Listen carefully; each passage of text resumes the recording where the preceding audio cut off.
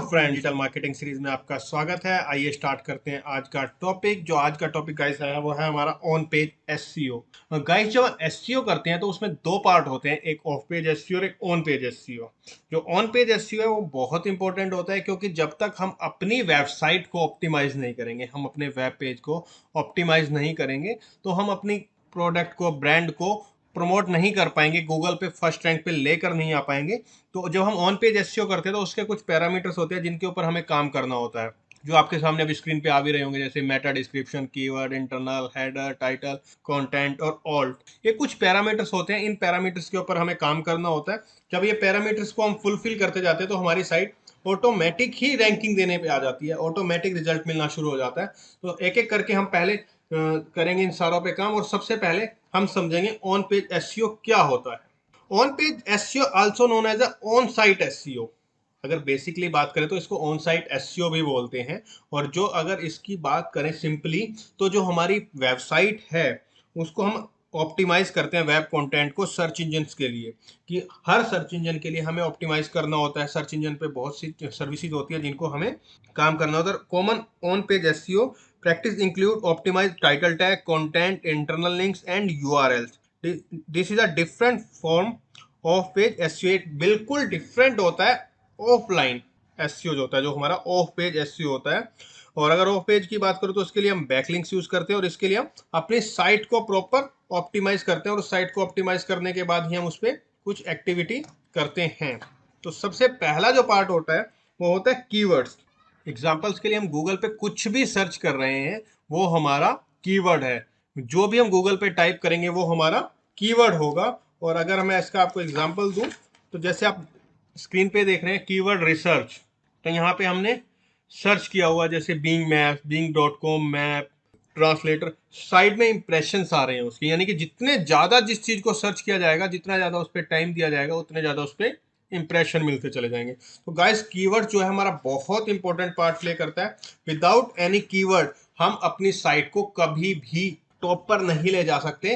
Keyword ही है जो हमारी साइट को टॉप रैंक देते हैं, कीवर्ड ही है जो हमारी साइट को एक अच्छी रैंकिंग पे लेके जाते हैं। और हमें अपनी साइट के अंदर जो कंटेंट डालना है वो कीवर्ड यूनिक होने चाहिए, अच्छे होने चाहिए, प्रॉपर मीनिंग के साथ होने चाहिए, जब ही हमारी वेबसाइट टॉप पे आ सकती है। नेक्स्ट पार्ट है मेटा डिस्क्रिप्शन। मेटा डिस्क्रिप्शन भी हमारे कीवर्ड की तरह बहुत ज़्यादा इंपॉर्टेंट पार्ट प्ले करती है। तो गाइज जो हमारा मेटा डिस्क्रिप्शन होता है वो डिस्क्रिप्शन इंटेलिजेंटली, बहुत इंटेलिजेंटली रीड होती है किसी भी सर्च इंजन के द्वारा। वो नेचुरल, एक्टिव और नॉन स्पैमी वे में, यानी कि जो किसी भी हम ब्लैक हैट एसईओ के थ्रू नहीं कर सकते। हमें अपनी साइट के ऊपर बड़ा ही यूनिक तरीके से ये चीज़ें डालनी होती हैं, और सर्च इंजन उस डिस्क्रिप्शन को रीड आउट करता है, और रीड आउट करने के साथ अपने जब क्रोल करता है तो उसको अपने साथ लेके जाता है। अगर मैं आपको समझाने की कोशिश करूँ तो जैसे मेटा कीवर्ड है, तो यहाँ पे जो रेड बॉक्स में किया गया है ये हमारे मेटा डिस्क्रिप्शन है। आप कभी भी गूगल पे सर्च करते हैं कुछ भी, किसी भी चीज़ के बारे में, तो ऊपर टाइटल आता है, साइट का लिंक होता है, और उसके बिल्कुल जस्ट नीचे इस तरह से मेटा डिस्क्रिप्शन होती है। जो मेटा डिस्क्रिप्शन होती है वो बहुत ज़्यादा यूज होती है सर्च इंजन के अंदर। तो मेटा डिस्क्रिप्शन भी बहुत इंपॉर्टेंट पार्ट प्ले करती है। तो जब भी हम कोई साइट बनाएं तो एसईओ के टाइम हम उसका, जब भी हम साइट बना रहे हैं एसईओ करते टाइम, मेटा डिस्क्रिप्शन डालना बहुत ज़्यादा जरूरी होता है। और नेक्स्ट पार्ट जो है वो है हमारा टाइटल टैग। और गाइस जो टाइटल टैग होता है वो HTML का पार्ट होता है। जो HTML डॉक्यूमेंट होता है उसके ऊपर जो भी हम पेज बनाते हैं, तो जब HTML के अंदर हम काम करते हैं तो उसके अंदर टाइटल टैग होना बहुत जरूरी है। जैसे आपके सामने स्क्रीन पे जो भी आ रहा है, तो स्टार्टिंग HTML से हुई है, फिर हेड है, फिर मेटा है, फिर मेटा और टाइटल। टाइटल के अंदर how to write a title tag for SEO, search engine optimisation, title tag बंद। जो ये टाइटल टैग है ये HTML का पार्ट है। इसे हम, हाँ, किसी भी टेक्नोलॉजी में वेबसाइट बना लें, लेकिन जब हम डिजिटल करने जाएंगे, जब हम उसका एसईओ करेंगे, तो हमें टाइटल टैग डालना बहुत जरूरी होता है। आप साइट वर्डप्रेस में बनाइए, HTML में बनाइए, जूमला में बनाइए, जिस भी टेक्नोलॉजी में बनाइए, लेकिन हमारा टाइटल टैग होना बहुत जरूरी है। टाइटल टैग सिंगल होता है, मेटा डिस्क्रिप्शन मल्टीपल हो सकती हैं, जो अभी मैंने आपको बताया था। यहाँ पे आप देखेंगे नीचे की तरफ मेटा टैग बहुत सारे डले हुए हैं, लेकिन टाइटल टैग एक सिंगल टैग होता है जो हमारी साइट के लिए बहुत इंपॉर्टेंट पार्ट प्ले करता है।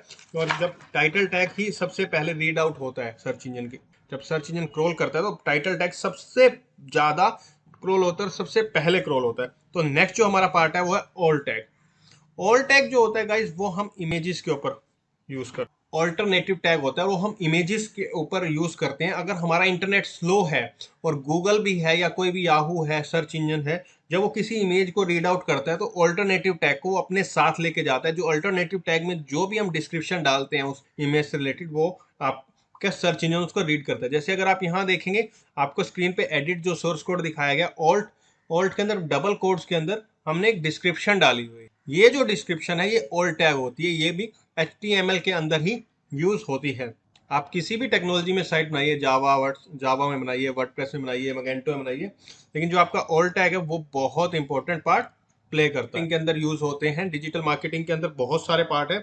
इसके जैसे टाइटल मैंने आपको क्लियर कराया, ऑल्ट टैग क्लियर कराया, कीवर्ड्स के बारे में बताया, मेटा डिस्क्रिप्शन के बारे में बताया, और उसके अलावा जितने भी पार्ट हैं वो मेन चीज क्या होती है, आपका कंटेंट जो है वो यूनिक होना चाहिए। आपका कंटेंट जब यूनिक होगा, आपने प्रॉपर डिस्क्रिप्शन डाली होगी, तो आपका हमेशा कंटेंट टॉप पे रहेगा और वेरी गुड रिजल्ट के साथ आपको वो मिलेगा। Thank you very much attending for this session. मिलते हैं नेक्स्ट सेशन में। Thank you very much.